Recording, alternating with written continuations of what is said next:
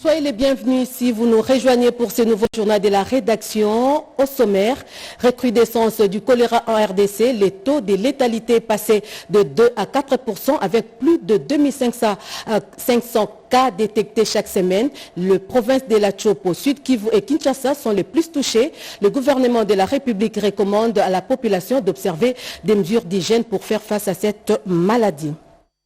Dans l'actualité également, l'embolisation des myomes. Une campagne vient d'être lancée à Kinshasa par la clinique Okapia Médical. Les détails, c'est à suivre dans ce journal. Voilà tout pour les titres encore une fois. Merci de nous avoir choisis pour vous informer à travers cette édition des 13h30.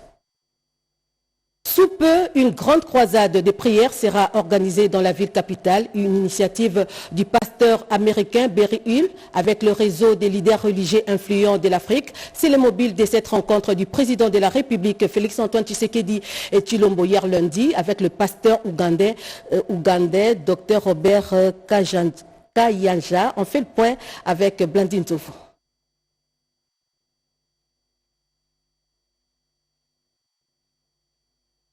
Pasteur et membre du réseau des leaders religieux influents de l'Afrique, le docteur pasteur Robert Kayanja se dit préoccupé par la paix en République démocratique du Congo et la stabilité dans la région des Grands Lacs. L'homme de Dieu ougandais et toute la délégation qui l'accompagne étaient conduits auprès du chef de l'État par le conseiller principal du président de la République en charge des questions religieuses avec à ses côtés l'archevêque Évariste Ejibaya Mapia, président et représentant légal de l'église de Réveil du Congo. Au menu également, la grande croisade de prière prévue à Kinshasa dans les prochains jours, organisée par le pasteur américain Benny Hill. Le peuple congolais avait suivi par les médias que nous sommes arrivés à Kampala et là, le révérend Benny Hill, le pasteur américain, avait porté le drapeau congolais, il avait prié pour la paix. Il m'a fait porter ce drapeau et donc à l'issue de tous ces contacts, c'est lui qui avait invité le pasteur Benny Hill, c'est le pasteur Robert Kayanja, qui est le pasteur personnel du président de la République de l'Ouganda, Yoweri Museveni. Et donc à ce titre-là, nous avions convenu qu'il puisse demander une audience auprès du chef de l'État. Et l'audience a été accordée. Outre la paix et la stabilité en République démocratique du Congo et dans la région des Grands Lacs, le pasteur Robert Kayanja a également partagé avec le président Félix-Antoine Tshisekedi Tshilombo ses ambitions d'investir dans l'agriculture et la lutte contre la pauvreté, domaine dans lequel il évolue en tant qu'entrepreneur privé dans son pays, l'Ouganda. First of all, we want to thank God for President Tshisekedi. Premièrement, nous remercions Dieu pour le président Tshisekedi for allowing to see us and to de nous avoir permis de le voir receiving us in DRC Congo. et de nous recevoir sur les sols congolais. I come to talk to him about the meeting of Pastor Benny Hill. Je suis venu le voir pour parler de la croisade du pasteur Benny Hill. So we have come to pray for Congo. Mais aussi nous sommes venus pour prier au Congo. We talked about agriculture Nous avons parlé de l'agriculture aussi, because we are very much strong in agriculture. parce que nous sommes très forts dans l'agriculture. I want to congratulate the Congo. You have one of the greatest African leaders. Nous félicitons les Congo, vous avez l'un des meilleurs leaders. L'audience de ce jour fait suite à une séance de prière dite en faveur de la République démocratique du Congo par les pasteurs membres du réseau des leaders religieux influents de l'Afrique à l'initiative du pasteur et prophète américain Benny Hill. Et justement, en RDC, la paix dans l'Est passe aussi par le dialogue et la foi. À Kinshasa, la première ministre Judith Suminwa a échangé avec deux anciennes présidentes africaines. Elles sont venues soutenir l'accord de paix signé à Washington. La chef du gouvernement a également échangé avec les membres du bureau de la foi de la Maison Blanche. On fait le point avec Chimène Dondo. Ce lundi 14 juillet 2025, la première ministre Judith Suminwa a reçu le panel de facilitateurs de la médiation africaine pour la paix en RDC, dirigé par deux anciennes chefs d'État, Sahle-World Zewde de l'Éthiopie et Catherine Samba-Panza de Centrafrique. Au cœur des échanges, l'urgence d'une paix durable dans l'Est, conformément aux directives du président de la République, Félix-Antoine Tshisekedi. Les médiatrices ont salué l'accord de paix signé le 27 juin à Washington, appelant la population congolaise à s'en saisir pleinement pour consolider cette avancée. Il était important pour nous, dans le cadre de la mission que l'Union africaine nous a confiée, de rencontrer les autorités pour avoir leur perspective sur le processus de paix qui ont eu lieu et en cours, et également de rencontrer par la suite les principaux acteurs de la crise congolaise et les populations pour voir ensemble ce qu'il était possible de faire pour consolider donc les divers accords de paix ou les initiatives de paix en cours. Les deux anciennes présidents ont aussi rendu hommage au leadership féminin en RDC, incarné par la première ministre Judith Suminwa, première femme à diriger l'exécutif congolais, symbole d'une nouvelle dynamique politique. Dans le même élan, la chef du gouvernement, Judith Suminwa, a reçu une délégation de pasteurs américains du bureau de la foi de la Maison Blanche, conduite par le pasteur Travis Johnson. Cette rencontre illustre l'originalité de la diplomatie congolaise qui mêle le dialogue politique et appui spirituel, renforçant le soutien international à l'accord de paix. Nous voulons vraiment que toute la RDC ait la paix et en tant que serviteurs de Dieu, nous voulons vraiment prier, nous rassurer que tous ceux de la RDC sur toute l'étendue du pays, que la paix règne et que l'œuvre de Dieu se fasse. Nous sommes très heureux de voir ce travail qui a été abattu grandement par le président Donald Trump pour établir ce traité de paix entre la RDC et le Rwanda et nous nous tenons avec le peuple congolais pour nous assurer de l'exécution complète de ce traité. Ces partenariats entre politique et religion s'inscrit dans la stratégie nationale pour une paix durable, un engagement renouvelé par le gouvernement congolais qui mise sur toutes les voies, visibles et invisibles, pour guérir les blessures de la région de Grand Lac. Comme annoncé dans le sommaire, le nombre des cas de l'épidémie de choléra a atteint une phase aiguë, une progression qui inquiète la population. Cette dernière pense que le gouvernement de la République ne communique pas assez sur le danger de cette épidémie. Diane Balaka nous en dit un peu plus dans ses reportages. Avec plus de 33 500 cas enregistrés et une vingtaine de décès signalés à travers le pays, l'épidémie de choléra continue de faire des ravages en RDC. Pourtant, une question cruciale demeure, la population est-elle consciente de la gravité de cette maladie diarrhéique mortelle? J'ai connu la maladie choléra, ça ravage vraiment en RDC, surtout dans des milieux un peu reculés. Même ici, on est à Kinshasa. Oui, d'abord, c'est une maladie de main sale au départ. Et aussi, cette maladie, ça donne la mort, voilà. Alors, pour nous, pour vraiment nous écarter de ce genre de maladies, on doit d'abord arranger la ville. Vous l'avez remarqué que la ville de Kinshasa est trop sale.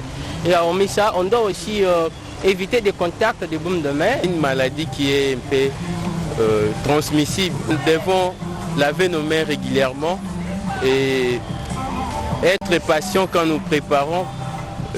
Laver les mains régulièrement et surtout choisir un bon environnement auquel nous vivons. Il y a tout de même quelques personnes qui observent à leur manière certaines règles d'hygiène.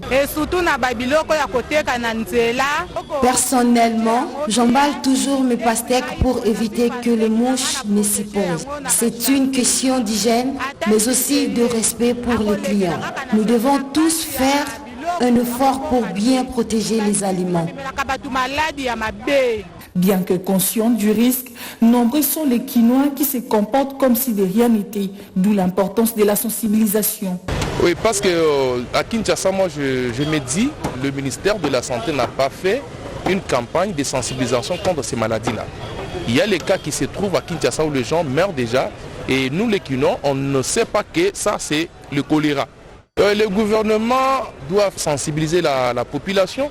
Pour éviter de se faire contaminer par les vibrio choléra, il faut observer les règles d'hygiène élémentaires telles que se laver correctement les mains, surtout après avoir été à sel.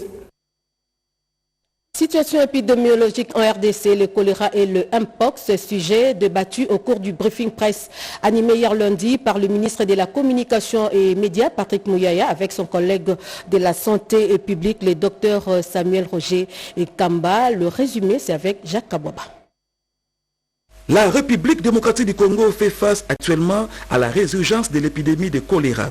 Au cours du briefing presse animé avec son collègue de la communication et médias, Patrick Mouyaya Katimbwe, le ministre de la Santé publique, Hygiène et Prévoyance sociale, a demandé à la population d'aller directement au centre de santé dès la présence de la diarrhée accompagnée de vomissements. Dr Samuel Roger Kamba Moulamba a aussi conseillé à la population d'éviter de prendre des médicaments contre la diarrhée à la maison en cas de présence de ces symptômes, car en lieu et place de soulager, cela aggrave la situation. Le choléra, pour rappeler que c'est une maladie qui est causée par une bactérie qui entraîne deux signes essentiellement. C'est la diarrhée et les vomissements. C'est une diarrhée très profuse et des refus aussi qui peuvent entraîner le décès rapidement parce qu'on se vide littéralement. Ne prenez pas les médicaments vous-même. Et ça, j'insiste beaucoup parce que c'est un piège. Si quelqu'un a cette diarrhée et qu'il prend des médicaments contre la diarrhée, eh bien, c'est seulement la sortie de l'eau qui est fermée. Mais dans le corps, on continue à se vider. Ce qui fait que ça va gonfler dans le ventre, mais en réalité, vous êtes en train de vous vider parce que vous avez seulement fermé la sortie. Et donc, ne prenez pas les médicaments. Aller vraiment au centre de santé. Dans son adresse, Patrick Mouyaya Katimbwe, porte-parole du gouvernement, a exhorté la population à cultiver le lavage régulier des mains. Le président de la République, dans le Conseil de ministres le 4 juillet, à l'Obakina ministre de la Santé, Pena Bissonio Sotosala Otobe, a cru pour na makambo etali choléra. Ata oyoki na nusango nango nzinga na yote, yeba ke choléra ezali.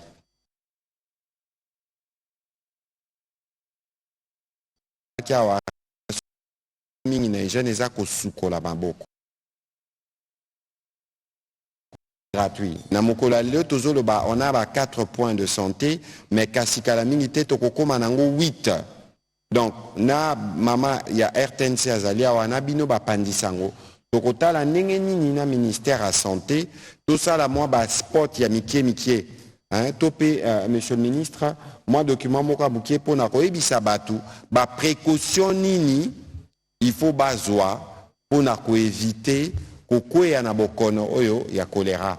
À la 27e semaine de l'année, le gouvernement a dénombré 2085 cas de personnes affectées. Cette résurgence est attribuée aux inondations observées récemment ici et là et au déplacement des populations. 17 provinces de la République démocratique du Congo sont touchées par le choléra, dont Kinshasa vient en deuxième position après la Chopo.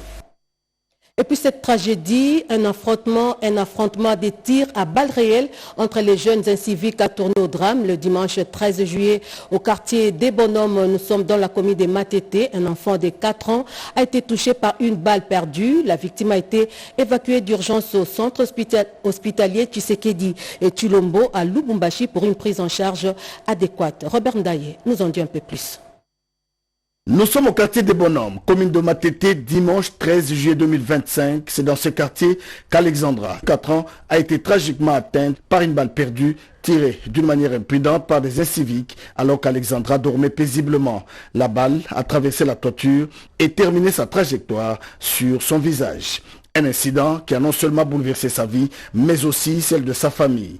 Informé de la situation, le ministre de la Santé publique, Dr Samuel Roger Kamba, a dépêché son directeur de cabinet avec une équipe médicale pour évaluer la situation pour une prise en charge. Alexandra a des blessures graves, mais sa situation est stable. Sur instruction du ministre de la Santé, je suis venu voir la famille et voir quelle réponse y accorder. Et les dispositions ont été prises de sorte que l'enfant soit évacué au centre hospitalier Tshisekedi Tshilombo de Lubumbashi pour une prise en charge adéquate. Le directeur de cabinet a écouté attentivement la famille et transmis les messages d'encouragement du ministre de la Santé publique avant de promettre une prise en charge. Ce lundi 14 juillet 2025, Alexandra a été transférée à l'hôpital Félix Tshisekedi à Lubumbashi pour une intervention chirurgicale pour retirer la balle et traiter les domaines internes. Le choix de cet hôpital est dicté par le fait qu'il dispose d'une unité de soins intensifs pédiatriques essentielle pour garantir son rétablissement. Santé, l'embolisation des myomes, une intervention chirurgicale délicate qui nécessite de l'expertise. Le fait qu'il s'agit ici d'une technique thérapeutique permettant d'intervenir sans recourir à une ouverture chirurgicale. Une campagne vient d'être lancée à ce sujet par la clinique Okapia Médical, ici dans la capitale Kinshasa. Images et commentaires. L'embolisation est une technique médicale thérapeutique consistant à obstruer les vaisseaux pour interrompre l'apport sanguin à une tumeur ou arrêter une hémorragie. Selon les professeurs Dr Jacqueline Bazebosso, cette méthode présente de nombreux avantages, notamment dans les traitements des fibromes utérins appelés autrement myomes et de la prostate. Il explique que les bénéfices sont nombreux. L'embolisation, par exemple, des myomes permet de faire un traitement des myomes sans opérer. Bien sûr, il y aura l'anesthésie, mais nous n'allons pas ouvrir le ventre, nous n'allons pas laisser des cicatrices, mais nous allons entrer dans les vaisseaux pour atteindre l'utérus, pour aller vers le myome en question et arriver à fermer l'artère ou les vaisseaux qui lui donnent le sang. Et quand il ne reçoit pas le sang, c'est un peu comme dans le désert, donc il meurt. Dans le cas où la prostate a simplement augmenté de volume, nous ne parlons pas de cancer de la prostate, je précise. On n'a pas de complications hémorragiques, on n'a pas de complications infectieuses, il n'y a pas de forte douleur après embolisation de la prostate. La prostate embolisée qui ne reçoit plus le sang, qu'est-ce qu'il va faire? Il diminue de volume, il rentre au volume comme si on était jeune.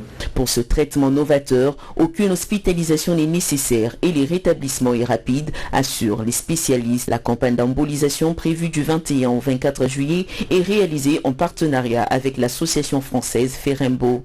Adaptée aux besoins de la clinique Okapia Médical, cette initiative vise à soutenir la radiologie interventionnelle en République démocratique du Congo qui progresse encore lentement. Enseignement supérieur, la prolifération des écoles doctorales, la ministre des tutelles vient de lancer les travaux de la commission d'évaluation des systèmes de fonctionnement de ces écoles. C'est en fait pour établir des normes devant régir le troisième cycle, nous dit Alain Bikaï. Face à la prolifération anarchique des écoles doctorales en République démocratique du Congo, la ministre de l'Enseignement supérieur et universitaire convoque la commission d'évaluation du système de fonctionnement des écoles doctorales en République démocratique du Congo, composée des experts de son ministère, de l'Agence nationale de l'assurance qualité de l'enseignement supérieur et universitaire, ANAC, ESU et d'autres acteurs de ce secteur.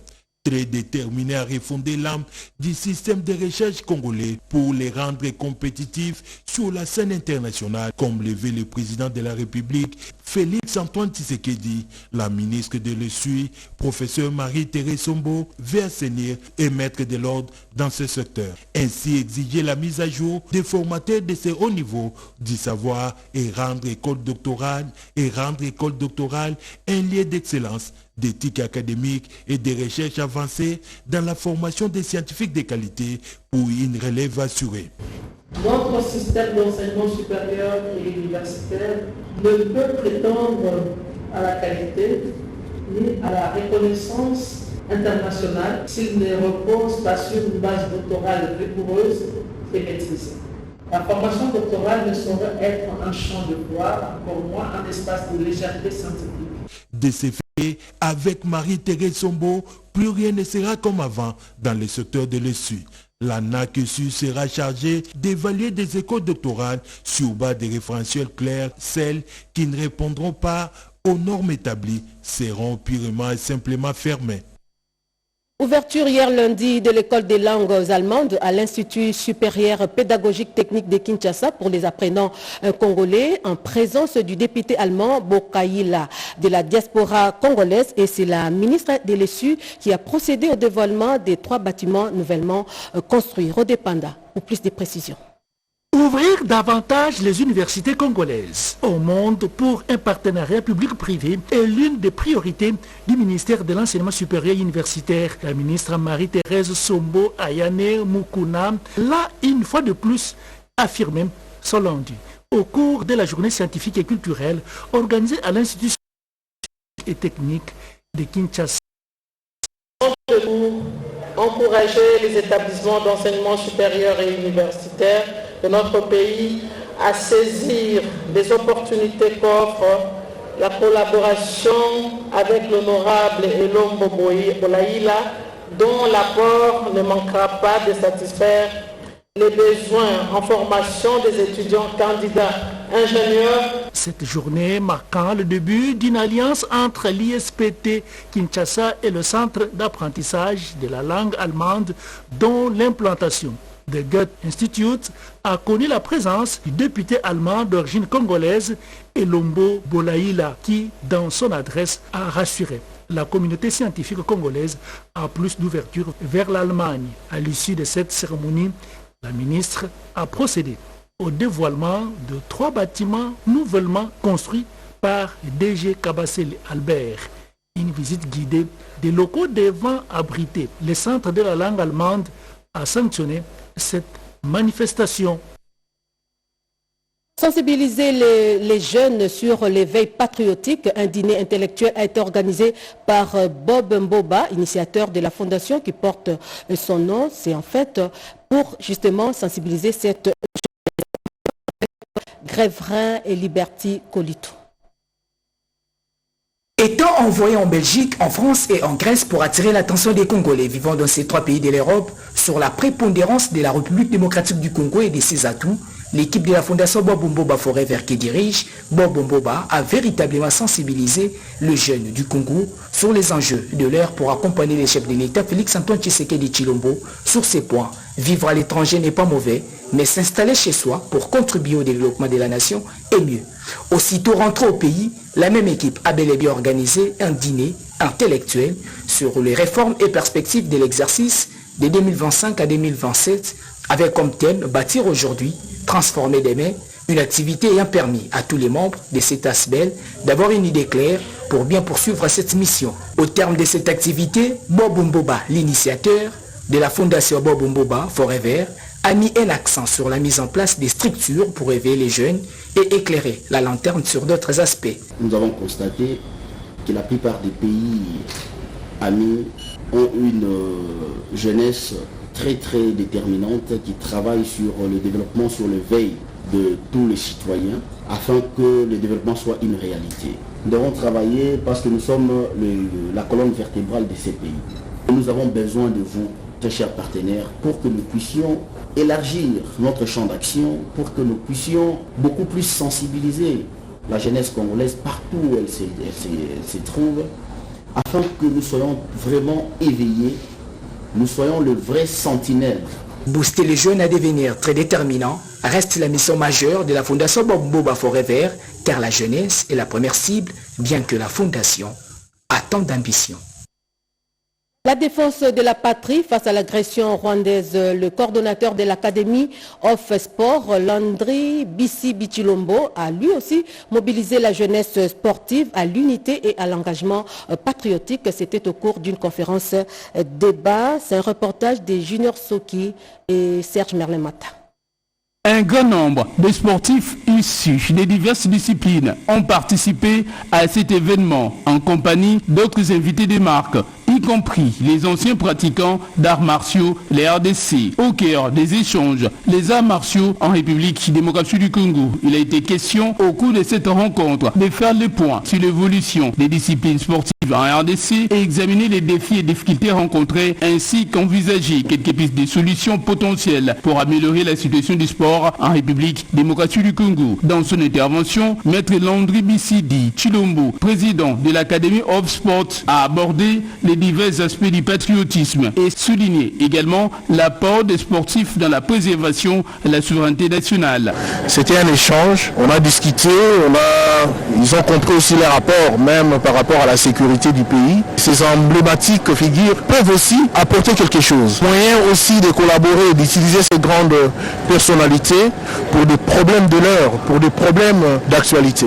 À l'issue d'intenses échanges et de partages, les participants ont salué la tenue de cette rencontre. Aussi, ils ont exprimé leur gratitude aux organisateurs.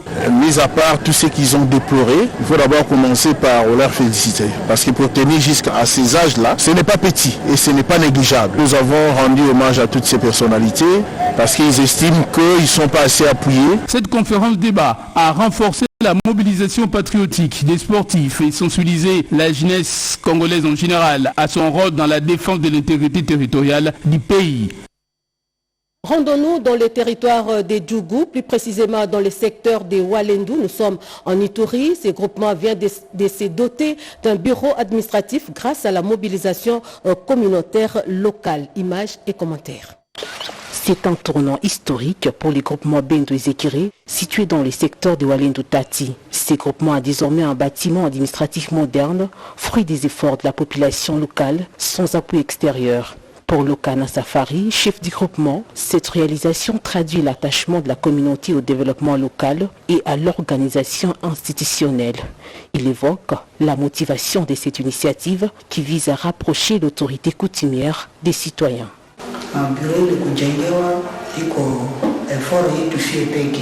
La construction de ces bureaux, c'est le fruit de nos efforts personnels, en collaboration avec les leaders du milieu et les chefs de village.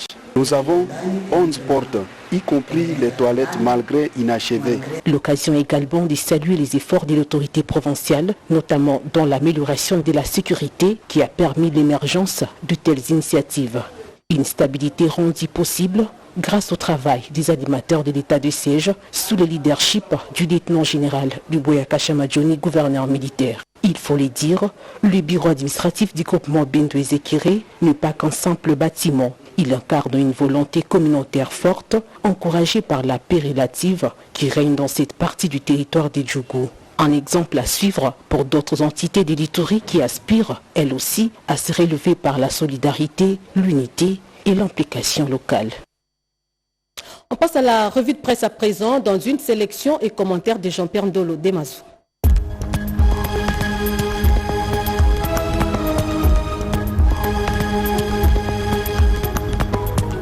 Bienvenue mesdames, messieurs à cette revue de presse du mardi 15 juillet 2025. Désespéré, Kagame joue le tout pour le tout. 6000 soldats rwandais encore en RDC annonce le maximum. Un rapport d'experts onusiens sur la situation à l'est de la RDC apparaître affûté. Il révèle que le Rwanda n'a nullement l'intention de quitter le territoire de la RDC. Selon ce document, Kigali a renforcé son emprise sur les territoires occupés de son voisin congolais en y déployant 6000 soldats.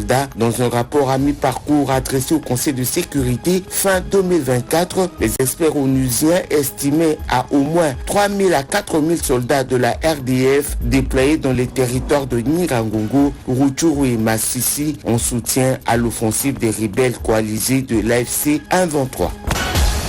RDC, 70 civils tués par les ADF en une semaine à Beni et à Irumu, rapporte 7sur7.cd. Ces chiffres alarmants sont contenus dans son rapport de monitoring de la Convention pour le respect des droits humains, CRDH, antenne d'Irumu le lundi 14 juillet 2025. Le coordonnateur de cette structure, Christophe Mounyanderou, affirme qu'après la tuerie de 4 civils la nuit de samedi au dimanche dernier à Bouanasoura par l'ennemi, le bilan vient de s'alourdir et passe à 70 morts dans la chaufferie de Walisi, Vonkutu et plusieurs portées disparues.